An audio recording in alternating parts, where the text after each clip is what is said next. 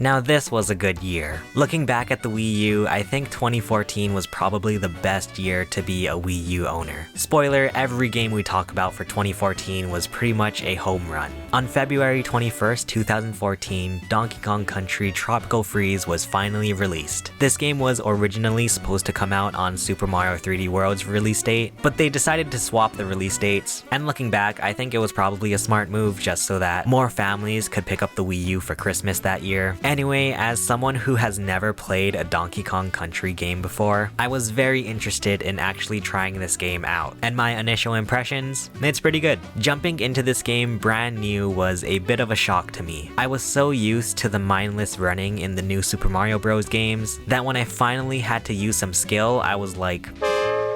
But I ended up really loving Donkey Kong Country Tropical Freeze. The game just feels so unique and special. As the title Tropical Freeze suggests, you have this really interesting blend of both beach tropical vibes and then some snowy icy vibes. There's so much variety in the levels that I was totally not used to as a Mario fan. Like going into each level felt like a whole just story experience rather than just a linear level. The gameplay was really fun and interesting. It was a nice change of pace from what I was used to. Each level felt so inspired, and within each area, the game throws something brand new at your face. That's not to say that this game is perfect. I think one of the biggest controversies with this game is that it completely ignored the Wii U gamepad. Like you would think at the bare minimum it would show the gameplay on the gamepad or something, but no, the gamepad is literally just a black screen. So that was a bit weird, but hey, it was lovely to play through this game. And after playing this as my first Donkey Kong Country game, I was a new fan. When they re-released this game on the Switch, you bet I was there day one to get it.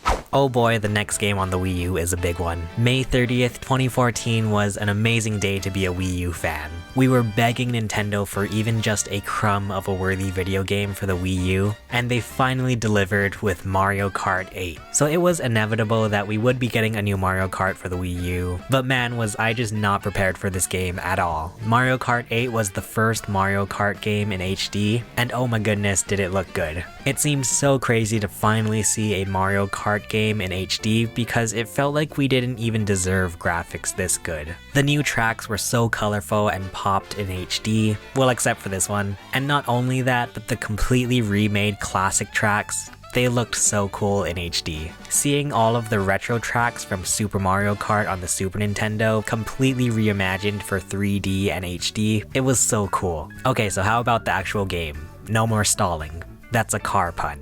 Mario Kart 8 delivers pretty much all of the mechanics you would want out of a Mario Kart game. Not only do we get all of the gimmicks introduced up to this point, including carts and bikes from Mario Kart Wii, the hang gliding and underwater driving from Mario Kart 7, but now Mario Kart went on to break the laws of physics. Mario Kart 8 introduced anti-gravity, which looking back at it now, I don't think is as big of a deal as they made it out to be. Whenever you cross over these blue strips, you go into anti-gravity mode. However, the camera still follows you, so you can't really even tell when you're in anti-gravity. The only ways you can tell are your tires will turn horizontally, and whenever you bump into other players, you get a little boost. So it's pretty cool because it does kind of force you to rethink how you play these courses. It does also mean that these tracks are just insane. You ride up the walls, you go underneath the courses and stuff, it's so cool. There are also some tweaks to the power-ups. It's not on the crazy level of power-ups from, say, Mario Kart Wii, but you do get a lot of the classic Mario Kart items, obviously mushrooms, golden mushrooms, green and red shells, but now you have the boomerang flower, the piranha plant, the crazy 8, and I think the most interesting item in Mario Kart 8, the super horn.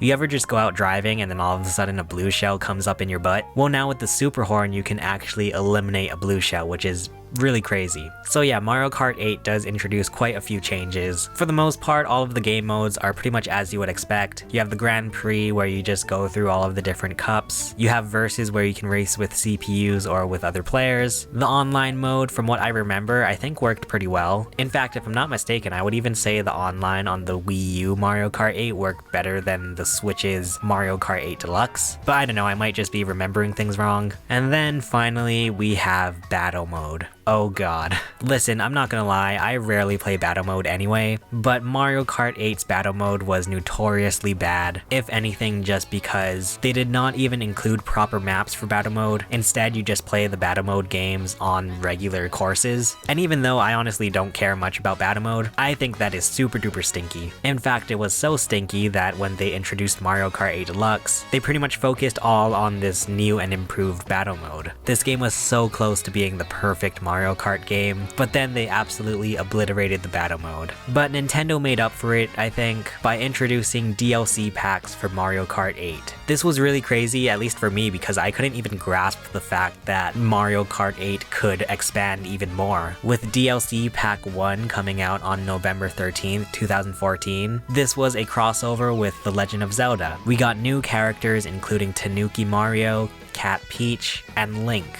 We got the Egg Cup featuring Yoshi's Circuit from the GameCube, and the Triforce Cup featuring Hyrule Circuit. I mean, it's still crazy to play a Mario Kart game and then have something that is not Mario. And we even got some recognition for F-Zero. The Blue Falcon was added in this DLC pack, which is really cool. Then a little bit later, on April 23rd, 2015, we got DLC Pack 2, this time being a crossover with Animal Crossing. This time, our new characters included Isabelle, Dry Bowser, and Villager. We had the Bell Cup featuring Neo Bowser City from Mario Kart 7, and the Crossing Cup featuring everybody's favorite, Baby Park, and a new Animal Crossing course. And after all of this was said and done, I feel like Mario Kart 8 was one of the most definitive games for the Wii U. Between the amazing graphics, all of the really cool new and returning courses, but now with these DLC packs, there was so much with Mario Kart 8, like I think it was just insane. I was so happy to keep going back to this game.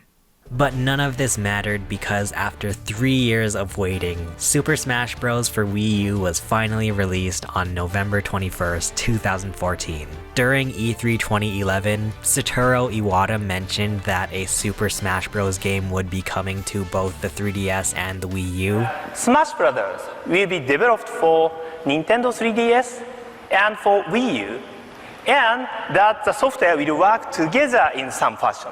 And I think that was Nintendo crying out, please, please give our console a chance. And although it took some years, it finally came true. Now it is important to note that this fourth Super Smash Bros. Game was a dual release. You had Super Smash Bros. For Nintendo 3DS launching October 3rd, 2014, and then Super Smash Bros. For Wii U launching November 21st. Personally, I think the whole dual release thing did more harm than good. I mean, for one thing, putting Smash Bros. On the 3DS, people were absolutely murdering their circle pads. But also it did mean that people kind of like spoiled their first experiences for Smash Bros. With the 3DS version before the Wii U version came out, and there wasn't even that much compatibility between the two versions of the game. One of the only things those two games interacted was that you could use your 3DS as a controller for the Wii U version. Whoop-de-doo.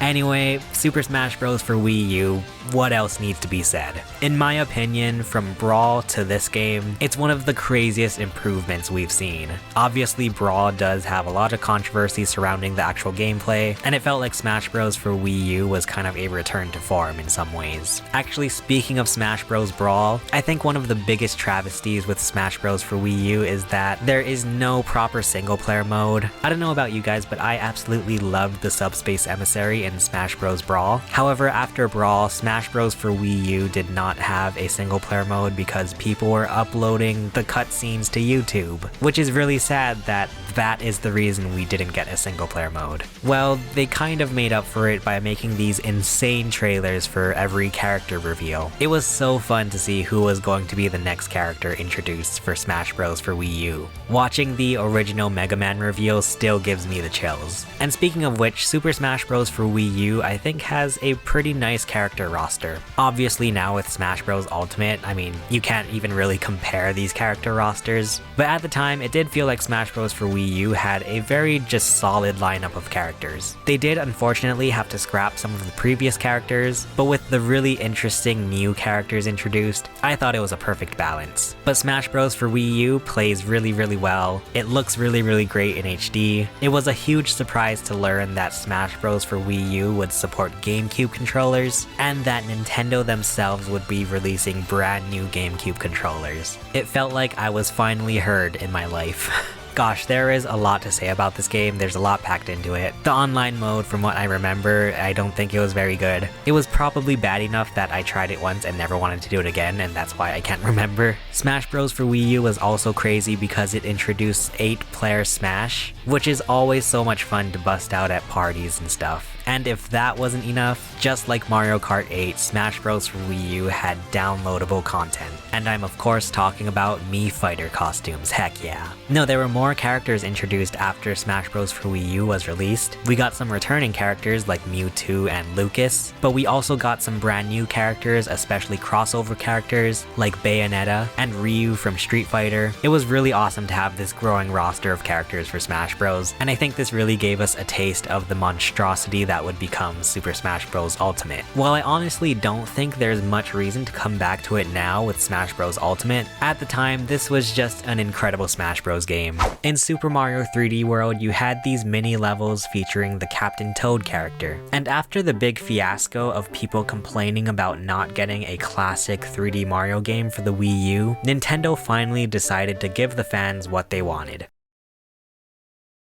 On December 5th, 2014, Nintendo released Captain Toad Treasure Tracker, a full game packed to the brim with these mini Captain Toad puzzle levels. To this day, I still honestly don't know how I feel about this game. On one hand, I really love Toad, especially in the Captain flavor, but also the fact that these were originally just like mini games in 3D World, it kind of feels cheap that it was forced to be a full game. In any case, you go through these levels as Captain Toad. You can't jump, so you have to find ways to traverse around the enemies and all the little platforming. And since this is based off of Super Mario 3D World, which already looked great in HD, of course the graphics in this game look really great. It also introduces some gimmicks with the gamepad. Sometimes you have to use the gamepad to control where you're shooting projectiles. Sometimes you use the gamepad to turn different objects. And for the most part, it works pretty well. I mean, it definitely works better than the Nintendo Switch version. But overall, I mean, this was a cute game. Once again, I don't know if this would be like a system seller, but it was just a cute and fun little experience to close out 2014.